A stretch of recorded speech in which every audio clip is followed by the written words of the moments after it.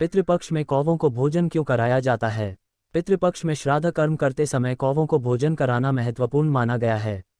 कहा जाता है कि कौवों को खाना खिलाए बिना पितरों की आत्मा को शांति नहीं मिलती। इसके पीछे एक पौराणिक कथा भी है। वीडियो प्रारंभ करने से पहले आपसे निवेदन है कि वीडियो को लाइक करें, शेयर करें और हमारे चैनल को सब्सक्राइब करके बेल बटन को जरूर दबा दें। तो चलिए वीडियो शुरू करते हैं। हिंदू धर्म में पितृपक्ष का विशेष महत्व है और लोग विधि विधान के साथ अपने पितरों का श्राद्ध व तर्पण करते हैं। पितृपक्ष में सबसे महत्वपूर्ण कार्य कौवों को भोजन कराने का होता है। जब भी किसी पूर्वज का श्राद्ध कर्म किया जाता है तो उसके बाद कौवों को भोजन कराया जाता है। आइए जानते हैं पितृपक्ष में कौवों को भोजन क्यों कराया जाता है। आमतौर पर कौवों का छत पर आना या आवाजें करना अशुभ माना जाता है, लेकिन पितृपक्ष में लोग कौवों का इंतजार करते हैं कि वह आएं और भोजन ग्रहण करें। मान्यता है कि पितृपक्ष में ब्राह्मण और भांजे को भोजन कराने के साथ ही कौवों का भी हिस्सा निकालना चाहिए, तभी श्राद्ध कर्म पूरा होता है। पौराणिक मान्यताओं के अनुसार पितृपक्ष में पितर कौवों के रूप में धरती पर आते हैं और इससे जुड़ी एक कथा भी प्रचलित है। पौराणिक कथा के अनुसार इंद्र के पुत्र जयंत ने ही सबसे पहले कौवे का रूप धारण किया था। ये कथा त्रेता युग की है, जब भगवान श्रीराम ने अवतार लिया था और जयंत ने कौवे का रूप धारण कर माता सीता के पैर में चोंच मारा था। तब भगवान श्रीराम ने तिनके का बाण चलाकर जयंत की आंख फोड़ दी थी। जब उसने अपने किए की माफी मांगी तब भगवान श्रीराम ने उसे यह वरदान दिया कि तुम्हें अर्पित किया भोजन पितरों को मिलेगा। तभी से श्राद्ध में कौवों को भोजन कराने की परंपरा चली आ रही है। यही कारण है कि श्राद्ध पक्ष में कौवों को ही पहले भोजन कराया जाता है। इस समय में कौवों को न तो मारा जाता है और न ही किसी भी रूप से सताया जाता है।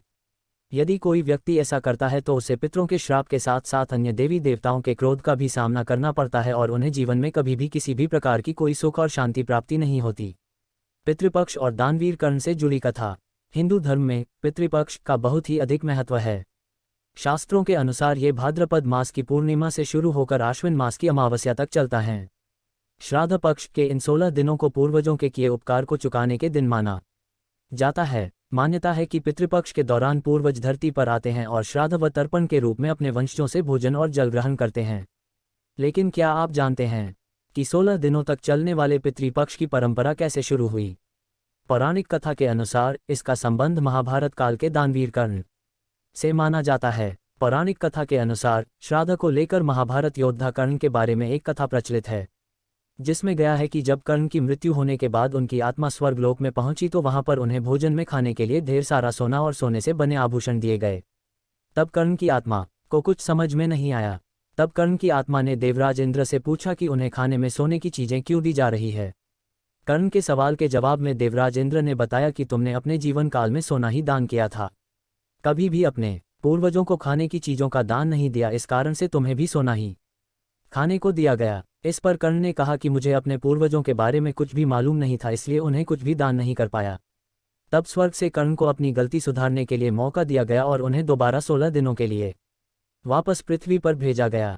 इसके बाद 16 दिनों तक कर्ण ने अपने पूर्वजों को याद करते हुए उन्हें भोजन अर्पित किया। तब से इसी 16 दिनों को पितृपक्ष कहा जाने लगा। पितृपक्ष में दान का बहुत महत्व है। मान्यता है कि इस दौरान किए दान का फल जीवात्मा को स्वर्गलोक में प्राप्त होता है।